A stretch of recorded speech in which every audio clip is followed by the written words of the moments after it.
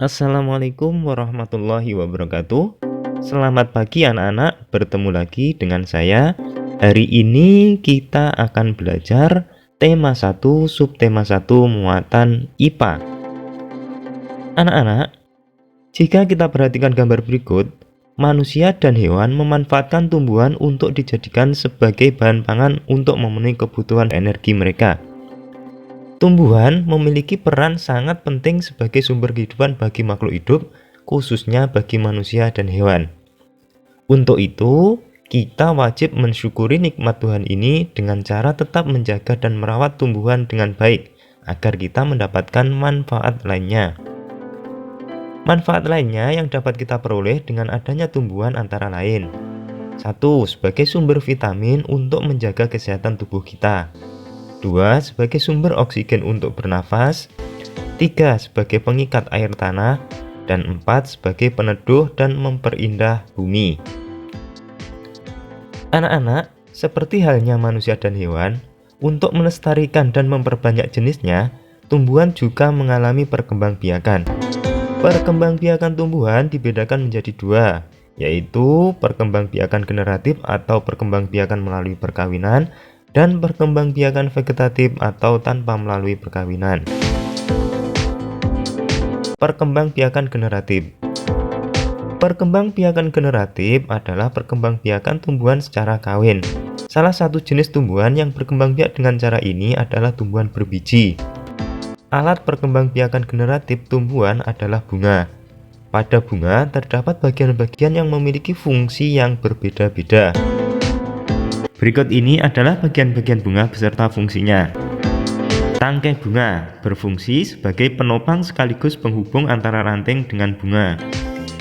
Dasar bunga berfungsi sebagai tempat bertumpunya mahkota dan bagian-bagian lain pada bunga. Kelopak bunga sebagai pelindung dan penutup bunga yang masih kuncup, sehingga bunga terlindungi dari paparan luar. Mahkota bunga sebagai perhiasan bunga dan pemikat bagi serangga agar hinggap dan membantu dalam proses penyerbukan. Putik, alat kelamin bunga betina dalam proses reproduksi. Putik terdiri dari kepala putik, tangkai putik, dan bakal buah. Benang sari. Benang sari adalah alat kelamin jantan dalam proses reproduksi tumbuhan. Benang sari terdiri dari tangkai sari, kepala sari, dan serbuk sari. Bakal biji, tempat terjadinya proses pembentukan biji yang kemudian menghasilkan biji yang matang.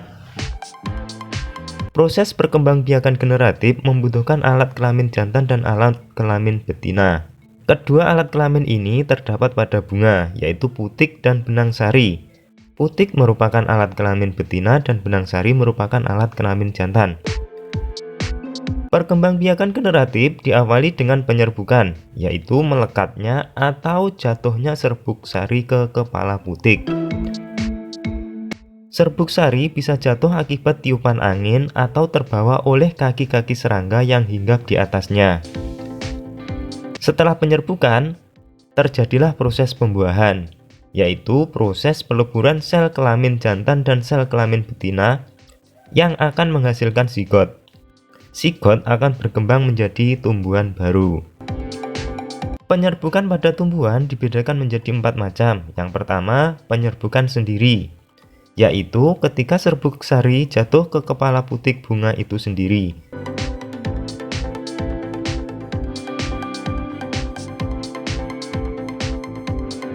Yang kedua, penyerbukan tetangga, yaitu ketika serbuk sari jatuh ke kepala putik bunga lain tetapi masih dalam satu pohon yang sama.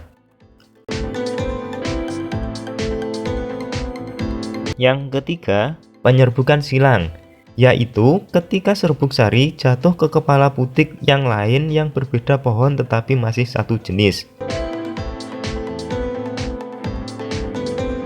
Yang keempat, penyerbukan bastar, yaitu ketika serbuk sari jatuh ke kepala putik bunga lain pada pohon yang lain yang masih satu jenis tetapi berbeda varietasnya.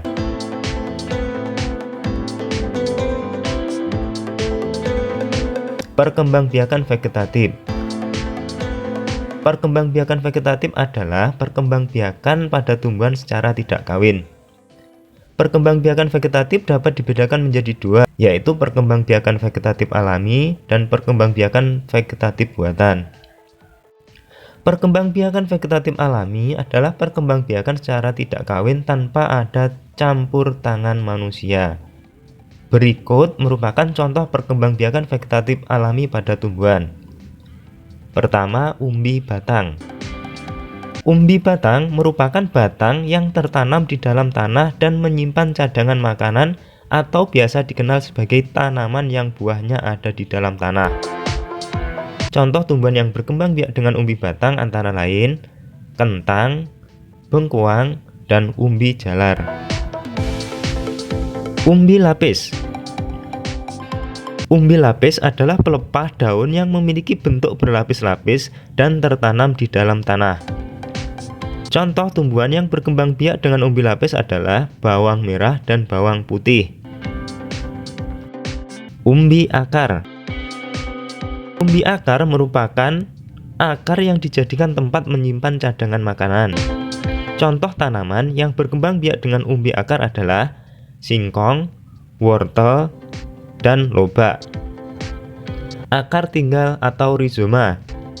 Akar tinggal merupakan batang yang tumbuh menjalar di dalam tanah. Contoh tanaman yang berkembang biak dengan akar tinggal adalah lengkuas, jahe, kunyit, dan kencur. Geragih atau stolon. Geragih atau stolon merupakan batang yang menjalar di atas permukaan tanah.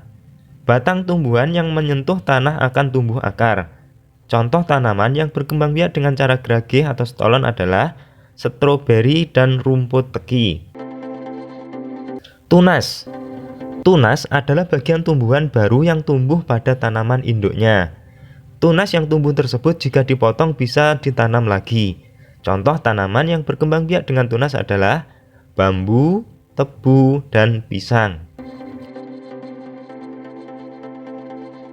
Demikian tadi anak-anak rangkuman materi mata pelajaran IPA pada tema 1 subtema 1 tumbuhan sahabatku. Untuk lebih mendalami dan meningkatkan lagi pengetahuan tentang perkembangbiakan tumbuhan, anak-anak dapat berlatih sambil bermain game yang sudah saya unggah pada deskripsi video ini. Selamat berlatih, semoga membantu menambah wawasan kalian. Sekian, terima kasih, semoga bermanfaat. Wassalamualaikum warahmatullahi wabarakatuh.